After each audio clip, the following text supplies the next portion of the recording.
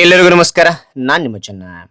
ಈ ಒಂದು ವಿಡಿಯೋದಲ್ಲಿ 8ನೇ ತರಗತಿ ಸಿರಿ ಕನ್ನಡ ಪ್ರಥಮ ಭಾಷಾ ಕನ್ನಡ ಪಠ್ಯ ಪುಸ್ತಕ ಇದು ಭಾಗ 1 ಪುಸ್ತಕ. ಇದು ಈ ಒಂದು ಭಾಗ 1 ಪುಸ್ತಕ ಪ್ರೀವಿಯಸ್ ಕ್ಲಾಸ್ ನಲ್ಲಿ ಏನ್ ತಿಳಿಸಿದೀನಿ ಅಂತ ನೋಡಿದ್ರೆ ಇಲ್ಲಿ ಚಿಕ್ಕದಾಗಿ ಉತ್ತರ ನೀಡ್ತಾ ಹೋಗಿದ್ದೀನಿ. ಅದಕ್ಕೆ ಎಷ್ಟು ಬೇಕು ಅಷ್ಟನ್ನು ಮಾತ್ರ ಉತ್ತರ ನೀಡ್ತಾ ಹೋಗಿದ್ದೀನಿ.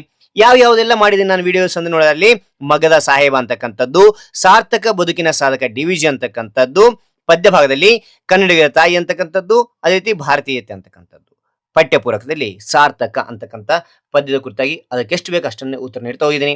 ಈ ಎಲ್ಲಾ ವಿಡಿಯೋಗಳು ಬೇಕಾ ಲಿಂಕ್ ಡಿಸ್ಕ್ರಿಪ್ಷನ್ ಕ್ಲಿಕ್ ಮಾಡೋಕ ಆ ಎಲ್ಲ ವಿಡಿಯೋಗಳು ನೋಡ್ಬೋದು, ನೀವು ಇಷ್ಟಪಡ್ತೀರಾ ಅಂತ ಹೇಳ್ತಾ, ಅದೇ ರೀತಿಯಾಗಿ ಈ ಒಂದು ವಿಡಿಯೋದಲ್ಲಿ ಏನ್ ನೋಡ್ತಾ ಇದೀವಿ ಅಂದ್ರೆ ಪದ್ಯ ಭಾಗ ಇದೆಯಲ್ಲ, ಪದ್ಯ ಭಾಗದಲ್ಲಿ 1ನೇ ಪದ್ಯ 2ನೇ ಪದ್ಯ ಆಲ್ರೆಡಿ ಮುಗಿಸಿದೀನಿ.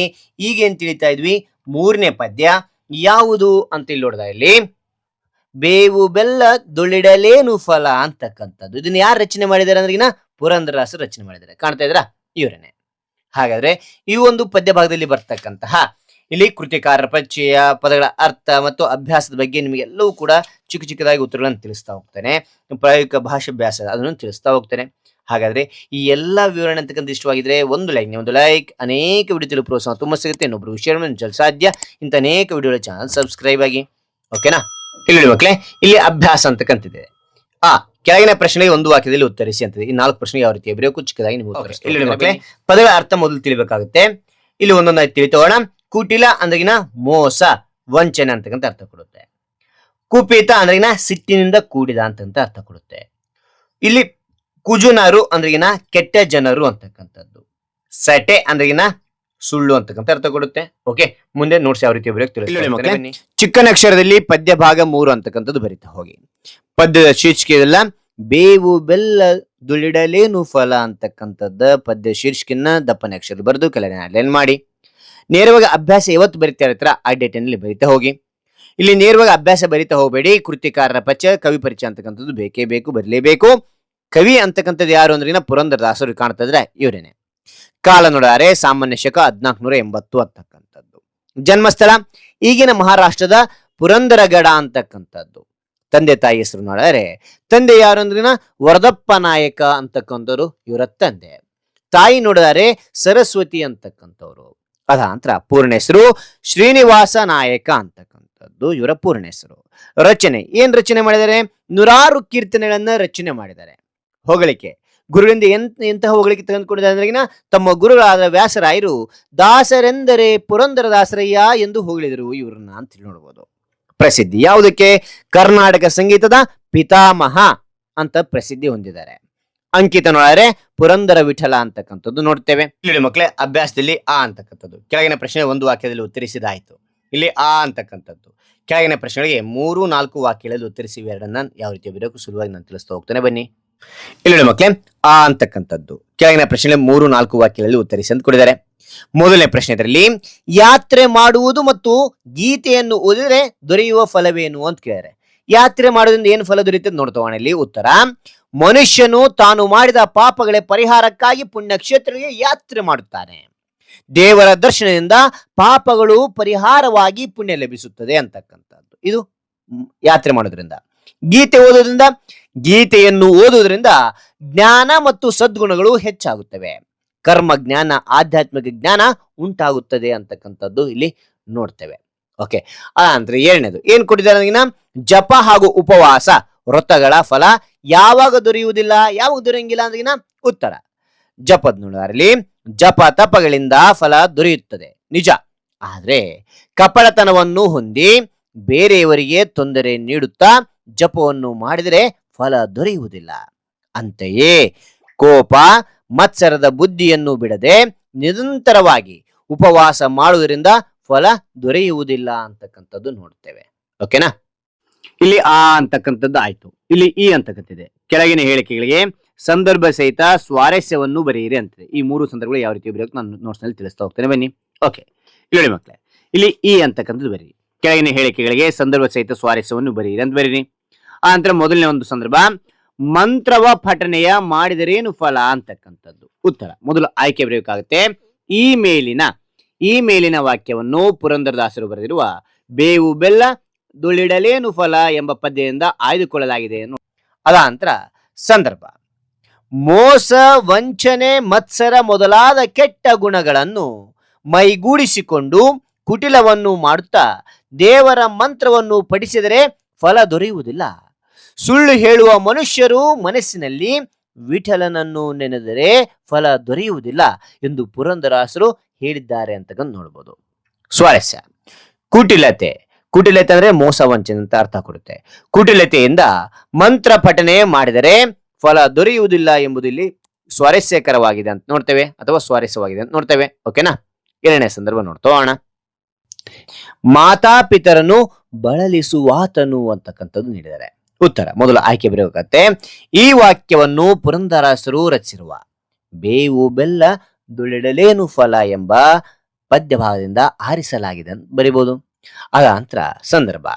ತನ್ನ ತಂದೆ ತಾಯಿಗಳನ್ನು ಬಳಲಿಸಿ ಯಾತ್ರೆಯನ್ನು ಮಾಡಿ ಪ್ರಯೋಜನವಿಲ್ಲ, ಹಾಗೆಯೇ ಘಾತಕತನವನ್ನು ಹೊಂದಿ ಗೀತೆಯನ್ನು ಓದಿದರೆ ಫಲ ದೊರೆಯುವುದಿಲ್ಲ ಎಂದಿದ್ದಾರೆ ಪುರಂದರದಾಸರು ಅಂತ ನೋಡ್ತೇವೆ.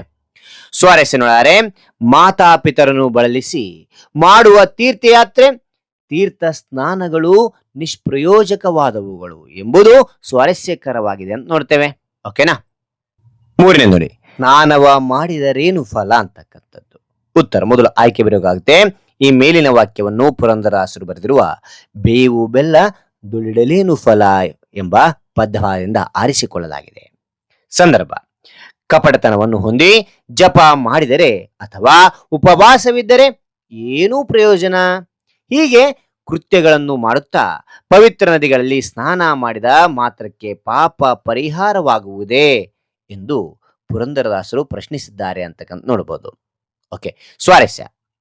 ತಿಳಿದು ತಿಳಿದು ಪದೇ ಪದೇ ಹೀನ ಕೃತ್ಯಗಳನ್ನು ಮಾಡುತ್ತಾ ತೀರ್ಥ ಸ್ನಾನ ಮಾಡುವುದರಿಂದ ಪ್ರಯೋಜನವಿಲ್ಲ ಎಂಬುದನ್ನು ಇಲ್ಲಿನ ಸ್ವಾರಸ್ಯಕರವಾಗಿದೆ ಅಥವಾ ಸ್ವಾರಸ್ಯವಾಗಿದೆ ಅಂತ ನೋಡ್ತೇವೆ. ಓಕೆನಾ. ಮುಂದೆ ನೋಡ್ತೋಣ. ಇಲ್ಲಿ ನೋಡಿ ಮಕ್ಕಳೇ, ಇಲ್ಲಿ ಸಂದರ್ಭ ಸಹಿತ ಅಂತಕ್ಕಂಥ ಈ ಅಂತಕ್ಕಂಥದ್ದಾಯ್ತು. ಈ ಇದೆ ಕೆಳಗಿನ ಪ್ರಶ್ನೆಗಳಿಗೆ 8-10 ವಾಕ್ಯಗಳಲ್ಲಿ ಉತ್ತರಿಸಿ ಅಂತ ನೋಡ್ತೋಣವಾ. ಇಲ್ಲಿ ನೋಡಿ ಮಕ್ಕಳೇ, ಈ ಅಂತಕ್ಕಂಥ ಬರೀತಾ ಹೋಗಿ ಕೆಳಗಿನ ಪ್ರಶ್ನೆಗಳಿಗೆ 8-10 ವಾಕ್ಯಗಳಲ್ಲಿ ಉತ್ತರಿಸಿ ಅಂತ ಬರೀರಿ. ಮೊದಲನೇ ಪ್ರಶ್ನೆ, ಪುರಂದರದಾಸರ ದೃಷ್ಟಿಯಲ್ಲಿ ನಮ್ಮ ಶ್ರಮಕ್ಕೆ ಫಲ ದೊರೆಯುವುದು ಯಾವಾಗ ವಿವರಿಸಿ ಅಂತ ಇಲ್ಲಿ ಕೇಳಿದರೆ ಪ್ರಶ್ನೆಯನ್ನ. ಉತ್ತರ ನೋಡ್ತೋಣವಾ. 10ನೇ ಸಾಲಿನಲ್ಲಿ ಮಿತ್ತರಿಸ್ತಾ ಹೋಗಿದ್ದೀನಿ.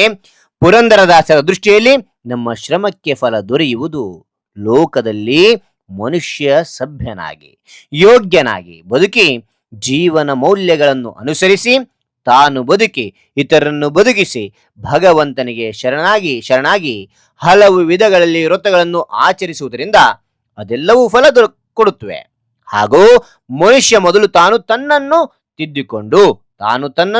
ತಿದ್ದಿಕೊಂಡು ಅನ್ಯರನ್ನು ಮೆಚ್ಚಿಸುವ ಹೀನ ಪ್ರವೃತ್ತಿಯನ್ನು ಬಿಟ್ಟು ಸಭ್ಯನೆನಿಸಿಕೊಂಡು ಅನಂತರ ಮಾಡುವ ಪ್ರತಿಯೊಂದು ಪೂಜೆ, ಪುನಸ್ಕಾರ, ಮಂತ್ರ ಪಠಣ, ಭಕ್ತಿ, ತೀರ್ಥಯಾತ್ರೆ, ಗೀತೆಯ ಪಠಣ, ಜಪ ತಪಗಳು, ವ್ರತಗಳು, ಸದ್ಗತಿಯ ಅಪೇಕ್ಷೆ ಮೊದಲಾದವುಗಳಿಂದ ಫಲ ದೊರೆಯುತ್ತದೆ ಎಂಬುದು ಪುರಂದರದಾಸರ ನಿಲುವು ಅಂತಕ್ಕಂಥದ್ದು ನೋಡ್ತೇವೆ. ಓಕೆನಾ. ಇಲ್ಲಿ ನೋಡಿ ಮಕ್ಕಳೇ, ಇಲ್ಲಿದಾಯ್ತಲ್ಲ, ಅದ ನಂತರ ಸೈದ್ಧಾಂತಿಕ ಭಾಷಾಭ್ಯಾಸ ಆಲ್ರೆಡಿ ನಿಮ್ಮ ತರಗತಿ ಶಿಕ್ಷಕರು ನಿಮಗೆ ಮಾಡ್ತಾ ಹೋಗ್ತಾರೆ. ಇಲ್ಲಿ ವಿಭಕ್ತಿ ಪ್ರತಿಗಳ ಬಗ್ಗೆ ಇಲ್ಲಿ ನೋಡ್ತಾ ಹೋಗ್ತೇವೆ. ಅದಾದ ನಂತರ ಇಲ್ಲಿ ಅಭ್ಯಾಸ ಬಗ್ಗೆ ನೋಡ್ತೋಣ. ಪ್ರಾಯೋಗಿಕ ಭಾಷಾಭ್ಯಾಸ ಅಂತಿದೆ. ಏನಿದೆ ನೋಡಿದಾರೆ ಇಲ್ಲಿ ಕೆಳಗಿನ ಗಾದೆಗಳನ್ನು ವಿಸ್ತರಿಸಿ ಬರೀರಿ ಅಂತಿದೆ. ಯಾವ್ಯಾವುದು ಅಂದ್ರಿನ ಕೋಪದಿಂದ ಕೊಯ್ದ ಮೂಗು ಮತ್ತೆ ಬಂದೀತೆ ಅಂತಕ್ಕಂಥದ್ದು. ಆಚಾರವೇ ಸ್ವರ್ಗ, ಅನಾಚಾರವೇ ನರಕ. ಇದನ್ನ ಯಾವ ರೀತಿ ಬರೆಯೋಕೆ ತಿಳಿಸ್ತಾ ಹೋಗ್ತಾನೆ ಬನ್ನಿ. ಇಲ್ಲಿ ನೋಡಿ ಮಕ್ಕಳೇ, ಕೋಪದಿಂದ ಕೊಯ್ದ ಮೂಗು ಮತ್ತೆ ಬಂದೀತೆ ಅಂತಕ್ಕಂಥದ್ದು. ಇಲ್ಲಿ ಪೀಠಿಕೆ, ವಿವರಣೆ, ಉಪಸಂಹಾರ ಅಂತಕ್ಕಂಥ ಬರೀಬೇಕಾಗುತ್ತೆ. ಪೀಠಿಕೆಯೊಂದಿಗೆ ನಾನು ಪ್ರಾರಂಭ ಮಾಡ್ತಾ ಹೋಗ್ತೇನೆ ನೋಡಿ. ಇಲ್ಲಿ ಪೀಠಿಕೆ, ಗಾದೆಗಳನ್ನು ವೇದಗಳಂತೆ ಮಿಗಿಲು ಎಂದು ಹೇಳುತ್ತಾರೆ. ವೇದ ಸುಳ್ಳಾದರೂ ಗಾದೆ ಸುಳ್ಳಾಗದು ಎನ್ನುವ ನಾನುಡಿ ಇದೆ. ಈ ಗಾದೆಯ ಮೂಲಕ ಜೀವನದಲ್ಲಿ ಧೈರ್ಯ, ಸಹನೆ ಮತ್ತು ವಿವೇಕದ ಮಹತ್ವವನ್ನು ತಿಳಿಯಬಹುದು ಅಂತಕ್ಕಂಥದ್ದಿಲ್ಲಿ ಪೀಠಿಕೆಯಲ್ಲಿ ನಾನು ಬರೆದಿದ್ದೇನೆ. ಓಕೆನಾ. ಅದ ನಂತರ ಇಲ್ಲಿ ವಿವರಣೆ ನೋಡ್ತೋಣ. ವಿವರಣೆ ನೋಡಿದರೆ ಈ ಗಾದೆಯು ಕನ್ನಡ ಜಾನಪದ ಸಂಸ್ಕೃತಿಯಿಂದ ಬಂದಿದ್ದು ಕೋಪದಿಂದ ಮಾಡಿದ ಕೃತ್ಯಗಳು ಪಶ್ಚಾತ್ತಾಪಕ್ಕೆ ಕಾರಣವಾಗುತ್ತವೆ ಎಂಬ ಸಂದೇಶವನ್ನು ನೀಡುತ್ತದೆ. ಈ ಹಿಂದೆ ಕಥೆಯು ಸಾಮಾನ್ಯವಾಗಿ ಒಬ್ಬ ವ್ಯಕ್ತಿಯು ಕೋಪದಿಂದ ತನ್ನ ಮೂಗನ್ನೇ ಕತ್ತರಿಸಿಕೊಂಡು ನಂತರ ಅದನ್ನು ಮರಳಿ ಜೋಡಿಸಲಾಗದೆ ಪಶ್ಚಾತ್ತಾಪ ಪಡುವ ಕಥೆಯನ್ನು ಒಳಗೊಂಡಿದೆ. ಈ ಗಾದೆಯಿಂದ ಸಹನೆ, ತಾಳ್ಮೆ ಮತ್ತು ಆತ್ಮನಿಯಂತ್ರಣವನ್ನು ಮಹತ್ವವನ್ನು ಕಲಿಸುತ್ತದೆ ಅಂತಕ್ಕಂಥದ್ದು ನೋಡ್ತೇವೆ. ಓಕೆನಾ. ಅದಾದ ನಂತರ ಉಪಸಂಹಾರ. ಕೋಪವು ಕ್ಷಣಿಕವಾದರೂ ಅದರಿಂದ ಉಂಟಾಗುವ ನಷ್ಟವು ಜೀವನವಿಡೀ ಗಾಯವಾಗಿ ಉಳಿಯಬಹುದು. ಆದ್ದರಿಂದ ಕೋಪವನ್ನು ನಿಯಂತ್ರಿಸಿ ವಿವೇಕದಿಂದ ತೀರ್ಮಾನವನ್ನು ತೆಗೆದುಕೊಂಡರೆ ಜೀವನದಲ್ಲಿ ಸಂತೋಷದಿಂದ ಇರಬಹುದಾಗಿದೆ ಅಂತಕ್ಕಂಥ ನೋಡ್ತೇವೆ. ಓಕೆನಾ. ಆಚಾರವೇ ಸ್ವರ್ಗ, ಅನಾಚಾರವೇ ನರಕ ಅಂತಕ್ಕಂಥದ್ದು ಇಲ್ಲಿ ಪೀಠಿಗೆ ನೋಡೋಣ. ಗಾದೆಗಳನ್ನು ವೇದಗಳಿಗಿಂತ ಮಿಗಿಲು ಎಂದು ಹೇಳುತ್ತಾರೆ. ವೇದ ಸುಳ್ಳಾದ್ರೂ ಗಾದೆ ಸುಳ್ಳಾಗದು ಎನ್ನುವ ನಾಣ್ಣುಡಿಯೂ ಇದೆ. ಈ ಗಾದೆ ಜನಮಾನಸದಲ್ಲಿ ಮಹತ್ವ ಪಡೆದುಕೊಂಡಿದೆ ಅಂತಕ್ಕಂಥದ್ದು ಪೀಠಿಕೆಯಲ್ಲಿ ನೋಡಿದ್ದೇವೆ. ಹಾಗಾದ್ರೆ ಇಲ್ಲಿ ವಿವರಣೆ ನೋಡ್ತೋಣ. ವಿವರಣೆ. ಆಚಾರ ಎಂದರೆ ಸತ್ಯ, ಧರ್ಮ, ಶಿಸ್ತು ಮತ್ತು ಸಾಮಾಜಿಕ ಸದ್ಗುಣಗಳನ್ನು ಅನುಸರಿಸುವುದು ಅಂತ ಹೇಳಿ. ಅನಾಚಾರವು ಅನೈತಿಕತೆ, ಸ್ವಾರ್ಥ ಮತ್ತು ಸಮಾಜಕ್ಕೆ ಹಾನಿಕಾರಕವಾದ ವರ್ತನೆಗಳನ್ನು ಒಳಗೊಂಡಿದೆ ಅಂತ ನೋಡ್ತೇವೆ. ಈ ಗಾದೆಯು ಒಳ್ಳೆಯ ಆಚರಣೆಗಳಿಂದ ಜೀವನ ಸುಂದರವಾಗುತ್ತದೆ ಎಂಬ ಸಂದೇಶವನ್ನು ನೀಡುತ್ತದೆ. ಆಚಾರವನ್ನು ಅಳವಡಿಸಿಕೊಳ್ಳುವುದರಿಂದ ವೈಯಕ್ತಿಕ ಮತ್ತು ಸಾಮಾಜಿಕ ಜೀವನದಲ್ಲಿ ಸಕಾರಾತ್ಮಕ ಬದಲಾವಣೆ ಸಾಧ್ಯ ಅಂತಕ್ಕಂಥ ನೋಡ್ತೇವೆ.